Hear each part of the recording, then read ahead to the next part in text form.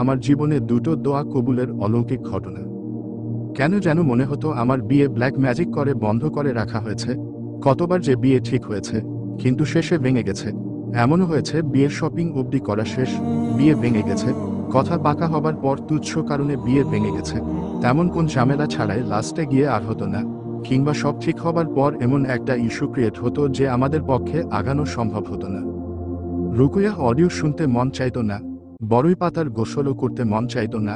মোট কথা আমি জানি আমার রুকইয়া প্রয়োজন, কিন্তু প্রচণ্ড অনাগ্রহ কাজ করত। কয়েক বছর যাবৎ চেষ্টার পরেও মন মতো কাউকে পাওয়া যাচ্ছিল না। আল্লাহর কাছে দোয়া করতাম, কাঁদতাম, রাত আসলে অসহ্য লাগতো, নিজেকে একা লাগতো, নিজেকে ব্যস্ত রাখতে নানান কাজ করতাম, কোন দিশা পেতাম না। যারা বিয়ের জন্য চেষ্টা করত তারাও হাল ছেড়ে দিয়েছিল।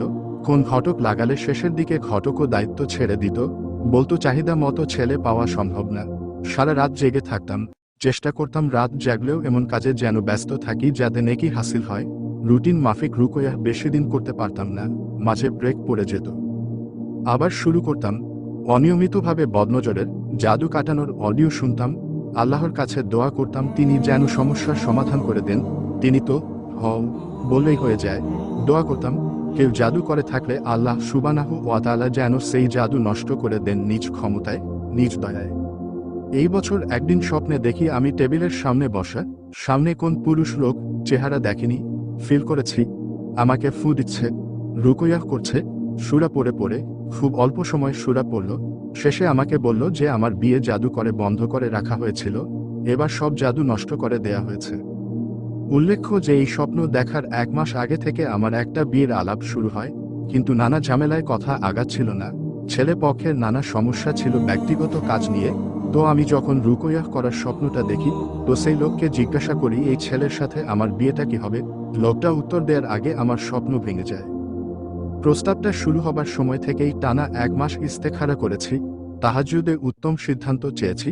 এই স্বপ্নটা দেখার প্রায় 1.5 মাস পর আমাদের বিয়ে হয় আলহামদুলিল্লাহ। এই ছেলের সাথে বিয়ে হবে কিনা এটার উত্তর আল্লাহর তরফ থেকে পাই 1.5 মাস পর। আমার কাছে মনে হয়েছিল আল্লাহ সম্পূর্ণ গায়েবীভাবে আমার সমস্যা সমাধান করে দিয়েছেন। আল্লাহর কাছে এর জন্য অনেক অনেক শুকরিয়া জানাই আমি। আগে থেকেই চাইতাম নেক সন্তান আর চক্ষু শীতলকারী স্বামী। বিয়ের পর থেকে আরও দোয়া করেছি আল্লাহ যেন উত্তম নেক সন্তান দান করেন। চক্ষু শীতলকারী স্বামীকে পেতে অনেক বছর সবরের পরীক্ষা দিতে হয়েছে। সন্তানের জন্য আল্লাহ যেন আর কঠিন পরীক্ষা না নেন, সবরের পরীক্ষা না নেন। স্বামী স্ত্রী দুজন মিলে চেয়ে যাচ্ছিলাম, প্রতি মাসে অপেক্ষায় থাকতাম সুখবরের, কিন্তু আল্লাহর কাছ থেকে পজিটিভ কোন উত্তর আসছিল না। এরপর আবার স্বপ্ন দেখি আমি কোন এক ডাক্তারের কাছে গেছি বাচ্চার ব্যাপারে পরামর্শ নিতে। এরপর দেখলাম তারা আমার কি ট্রিটমেন্ট করা শুরু করলো, আমার পেটের ভিতর থেকে কি যেন বের করলো তারা। ব্যাপারটা এমন যে ওই সমস্যার কারণে আমার কনসিভ হচ্ছে না, ওই জিনিসটা বের করে দিয়েছে তারা, বলল যে এবার আমার বাচ্চা হবে। এরপর আমি কনসিভ করেছি কিনা এটা জানার জন্য স্বপ্নের মধ্যেই ডাক্তারের কাছে গেলাম রিপোর্ট দেখাতে, কিন্তু পজিটিভ নাকি নেগেটিভ এটা শোনার আগেই ঘুম ভেঙে গেল। এবারও উত্তরটা জানার জন্য অপেক্ষার পালা। অবশেষে 1 মাস পর উত্তর পজিটিভ আসলো আলহামদুলিল্লাহ। এ দুটো ঘটনা আমার জীবনে অলৌকিক লেগেছে। আসলে আল্লাহ চাইলে সরাসরি গায়েবীভাবেও আমাদের সমস্যা সমাধান করে দিতে সক্ষম। আমার কাছে আমার বাচ্চা অনেক বেশি কাঙ্ক্ষিত, কারণ আমার বিয়ে অনেক বয়স করে হয়েছে। তার উপর সবাই বলে যে বেশি বয়সী মেয়েদের বাচ্চা হতে সমস্যা, কিন্তু আমি বিশ্বাস করি যে স্রষ্টা অবিবাহিত কুমারী নারীর গর্ভে, মারিয়াম আলাইহিস সালাম, সন্তান দিতে সক্ষম।